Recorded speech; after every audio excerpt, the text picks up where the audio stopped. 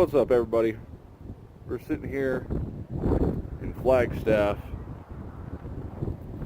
currently trying to plan an escape. I'm running away from something that's very dire. We're about to have a winter storm in northern Arizona and the Four Corners area. It's supposed to drop more than 2 feet of snow on Flagstaff. You can see the snow we already have. And it's supposed to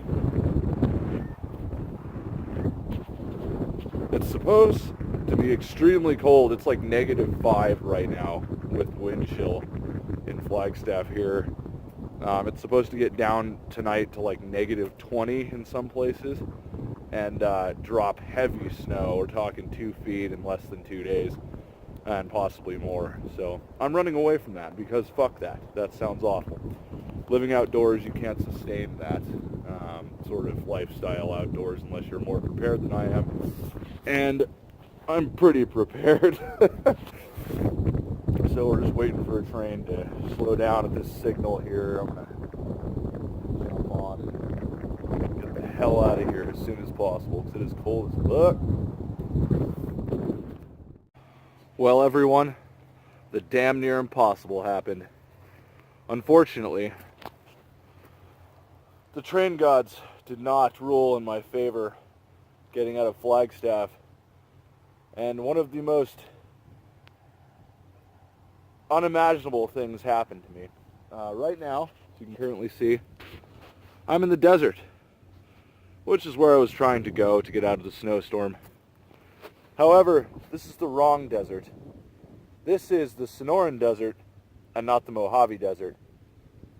I unfortunately jumped on a train at about 3:30 yesterday morning, or this morning rather, to get out of the snowstorm, and it went through hell. By the time I got to where I am right now, where the snow changed to rain, I had 1.5 feet of snow in my mini well on the IM car that I was on. Unfortunately, that IM car belonged to the Chicago Phoenix IMZ train, which is, as a lot of people out there that ride and have been in this area know, that is not a very common train to catch on that line. I mean, it's something like 1 out of every 75 or something like that. And I caught it, unfortunately, and it sent me down to Phoenix. I didn't want to go all the way to Phoenix because jumping off near the BNSF IM facility is a little bit sketchy, considering you're right next to a road and you're in the middle of the city. So I decided, when my train stopped for clearance, to cross over the AZ Central line that goes out towards Cadiz, California, here north of Wickenburg is where I am at the moment. I decided to jump off and hung out under this railroad bridge here for a little bit to avoid the heavy rain.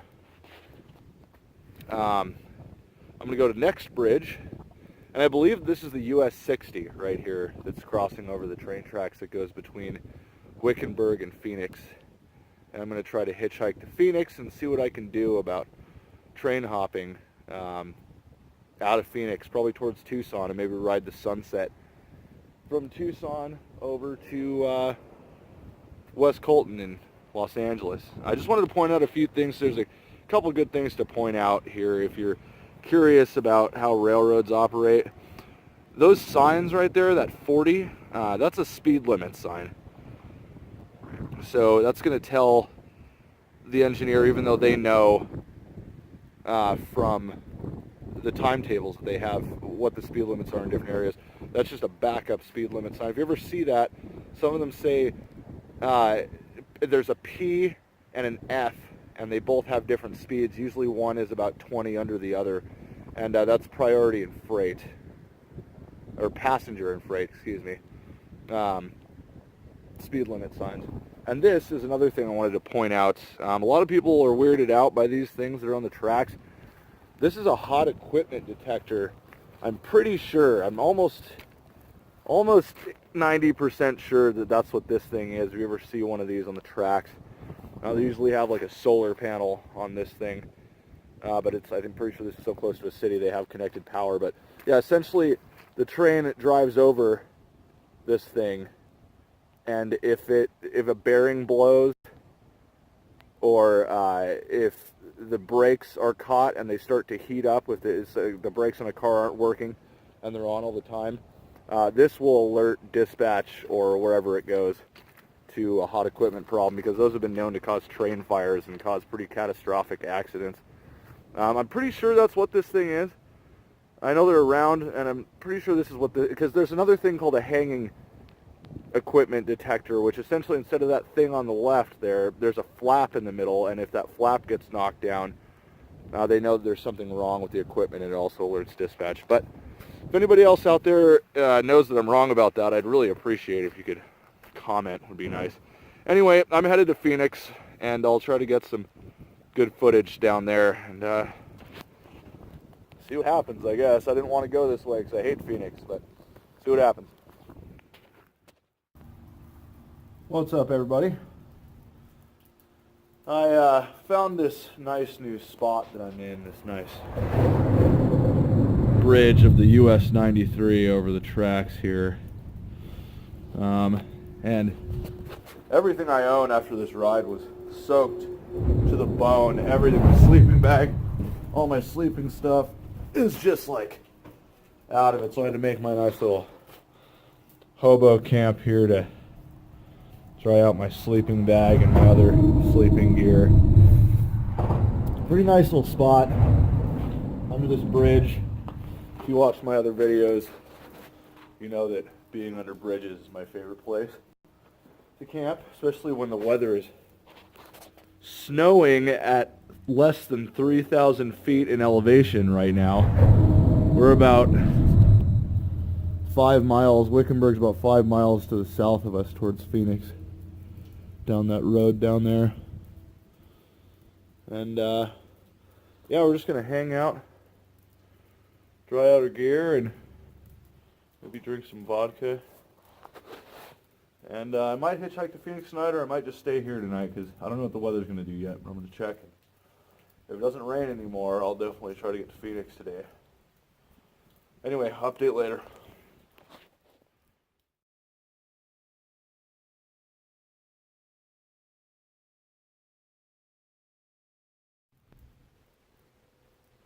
When I get that feeling, I need evaporative healing. Yeah, evaporative healing.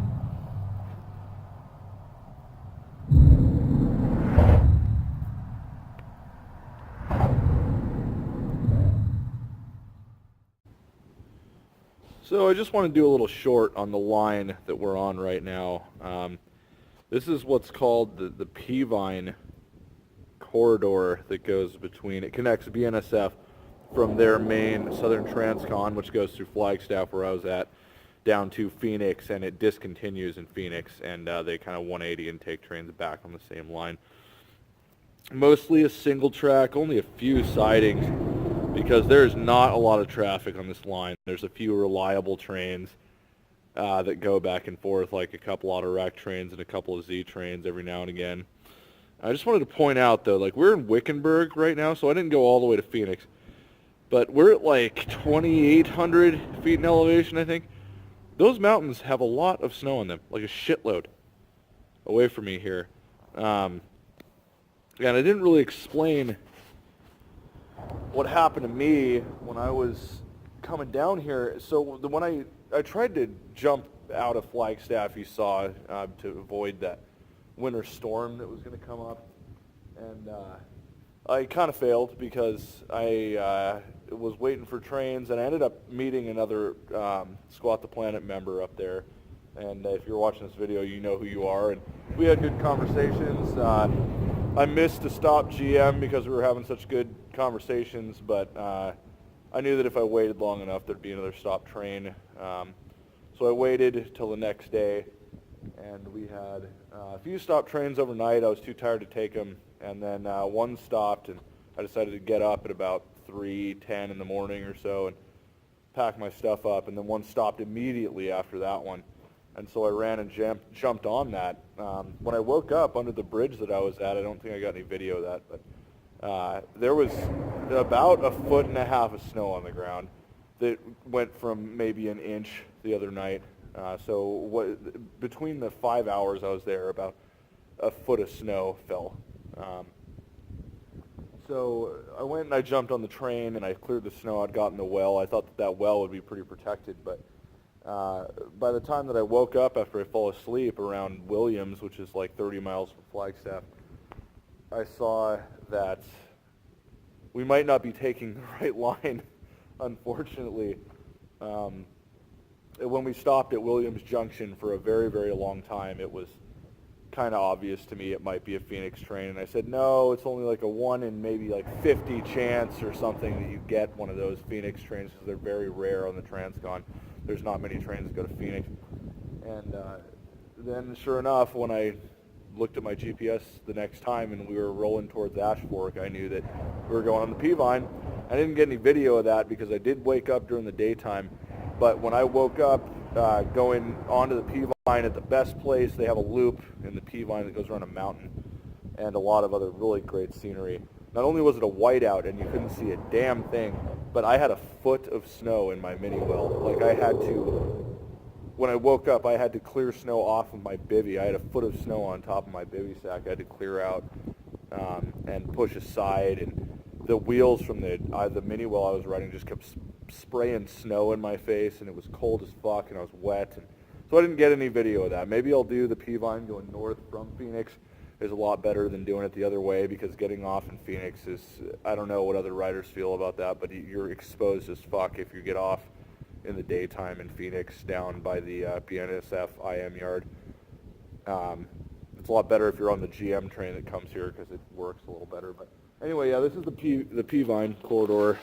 Maybe I might get some footage of it deciding what I want to do, but what I'm looking at right now is going back down to Tucson and trying to get on the Sunset route, trying to hop the UP yard out of Phoenix down to Tucson, hop off and get in their yard and try to head towards West Colton, California, but we'll see what happens.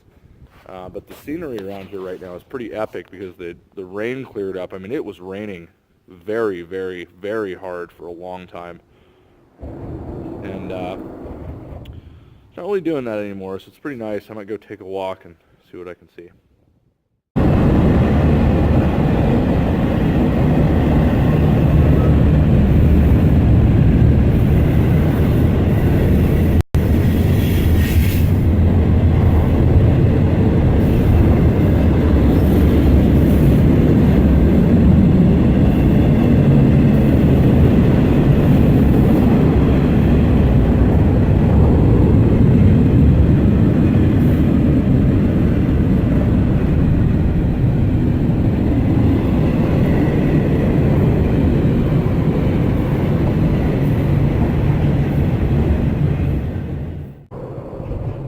So this is why I say that you have to be prepared if you're going to ride in winter. I mean, this time coming down here was, to say it wasn't a joke was at the very, very, very least. I could have froze to death, and I damn well could have if I didn't have the right bivvy that I have that's waterproof. My 0-degree sleeping bag did nothing unless I had a bivvy. So just saying that if you're going to ride in winter, be fucking prepared for anything. Like if I was expecting to get out of the snow into the rain and be fine going to Needles. And when I went down through the Peavine corridor, it's a lot slower route through a lot higher country. And when I had that foot of snow on top of me, I mean, that's the time you realize you done fucked up and, I don't know, start to reconsider your efforts. That's one of the reasons why I got off here in Wickenburg, is because of the train going through Phoenix. It was pouring rain when I got down past the 3,000 foot mark in elevation. And when I was sitting in that mini well just getting poured on, I decided to get off and get under that bridge that you saw me under earlier, and just try to take a train when it's not pouring rain, because it was. And just be careful out there. Know that you need gear to do this. That's enough of my lecture. So this is the Matthew Junction. If you remember in my videos from going from Barstow to Needles, I said there was a junction that cut off the Transcon. that goes down to Cadiz, California. And this is the junction from Arizona that goes to the BNSF yard. Well, I believe it's the Arizona Central and Eastern, or just the Arizona Central Railway that runs this part of the rail is their trackage rights. They run out to multiple points in Arizona. I think they cross the river in Parker, and they go out to Cadiz, California, and then return. There's a few power plants and industry out there. There's no longer a Y going up to the Transcon because they connected the track from Cadiz up to where I showed you where the Y was up there between Barstow and Needles. So, yeah. Matthew Junction, almost to Wickenburg, which I decided to walk to. I've got to show you guys this amazing scenery. In the foreground here, we have a ranch with those really snow-packed mountains off in the distance. And we have your typical desert, Sonoran desert scene, but over here, I did not know you could have this view from here, but those are the Superstition Mountains over on the east side of Phoenix. And those specific mountains we're looking at right there are the Four Peaks, which are a very famous part of the Superstition mountain range. And then we have Wickenburg. We're on the outskirts of Wickenburg right here. I think I have another about maybe 3 miles to get to where I want to go to camp down this access road to the tracks. I'm probably going to go to that bridge down there and maybe hang out and smoke a cigarette or something. But there's also, like many other ranges around Phoenix, mountain ranges, that are just incredible to access and hang out. And it's really the best time of year to be doing that. This weather is unheard of down here. A rainstorm of this magnitude hasn't happened for a couple of years here. And then obviously we have the nice Peavine corridor going into Phoenix. So we'll update in Wickenburg and see what that town's about, because I haven't ever really spent time there. Been there, but never spent time. Anyway, update from Hassayampa River and Wickenburg, Arizona. So this is the world famous Hassayampa River trestle. I mean, isn't it exciting? Look at this thing. It's fucking incredible. That river is just flowing like crazy underneath there. We're like about 100 feet off of the river's edge. And it's just beautiful. This is probably the same river. You can see it here, just kind of flowing like crazy, that I'm going to be camping at outside of Wickenburg. So update Wickenburg.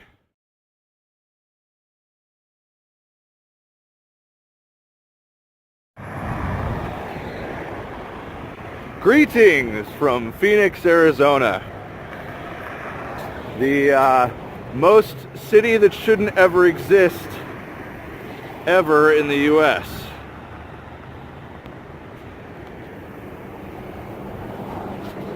So I just got dropped off by a very nice German couple. It seems to me in Arizona, hitchhiking sucks so bad. But the only people that want to pick you up are foreigners or immigrants from Mexico. And no one that actually lives in the country, in this state. But I've got a long-ass way to go. This is Bell Road at the 303. I have to get to downtown Surprise, which is going to be like 4 or 5 miles of walking. So it should be interesting. And yeah, we'll see if people let me go. And yeah, hopefully I don't get messed with by the cops, because it seems like every time I come to Phoenix, that's what happens. And I'll update from downtown Phoenix.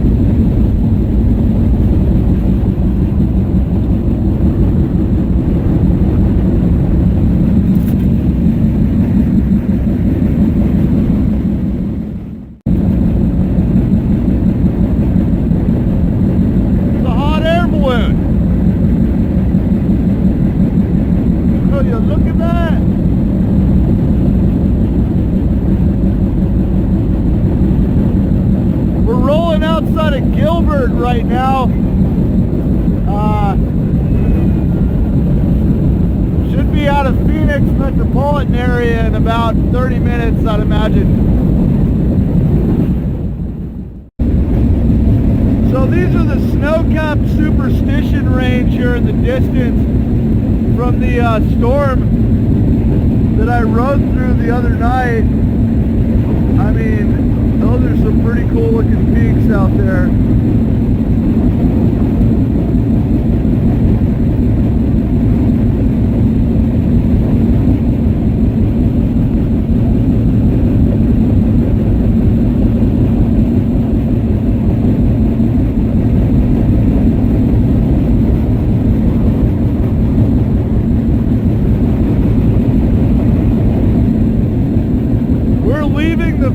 Metro area right now, going into the Sonoran Desert, so hopefully it'll get more scenic.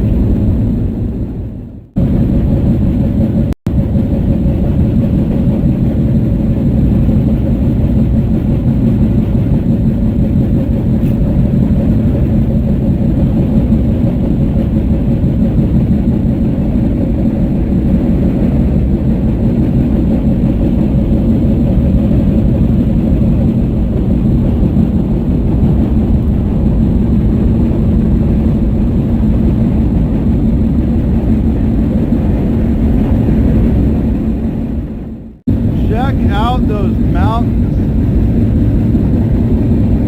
over there. That is incredible. You don't ever see this in this area of Phoenix. The superstitions very rarely get snow, and they are just jam-packed with freaking snow. I mean, look at that peak over there. That is incredible.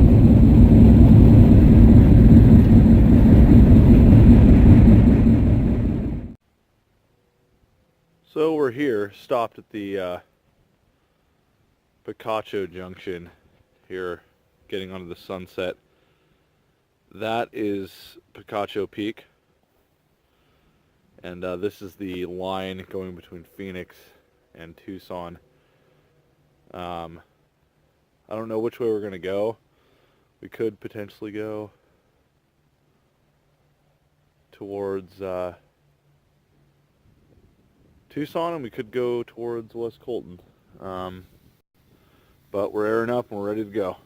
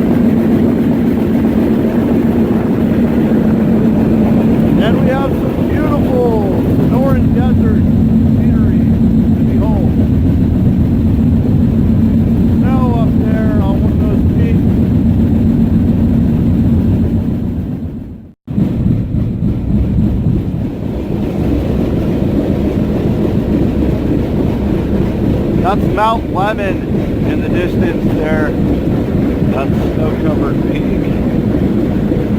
It is Mount Lemon.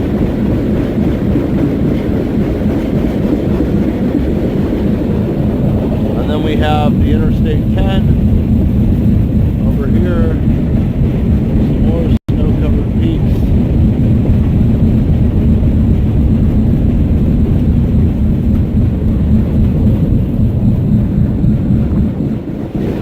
Nice view here in Tucson, Arizona. Pulling into Tucson, should be downtown here in just a minute.